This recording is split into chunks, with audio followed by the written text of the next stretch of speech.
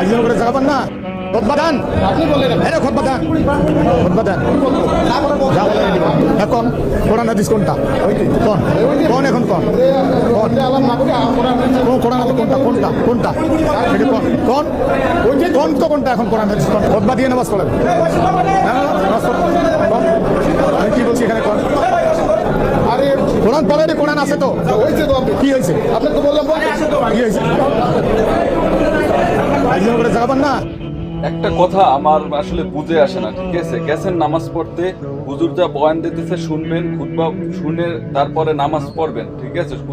খুতবা শোনা হচ্ছে ওয়াজিব, ঠিক আছে? কিন্তু কিছু অন্ধভক্ত দলকানা লোক আছে যারা মানে কথায় কথায় বলে, ঠিক আছে, যে মানে ইসলাম মানে ই ছাড়া হাদিস কোরআন ছাড়া কথা বলবেন না। আর হাদিস কোরআন ছাড়া কি মানে কোনো খুতবায় কথা বলে কেউ, কোনো হুজুর বলে? এখন আপনারা মাইক দিছে, এখন আপনি বলেন না কেন? ঠিক আছে, এই কারণে এইসব দল মানে দলকানা অন্ধভক্ত লোকের কারণে এরা যে আসলে কবরে যাবে, যে এদের যে মানে কবরে যেতে হবে, এরা যে মারা যাবে, এই চিন্তা তাদের মধ্যে নাই।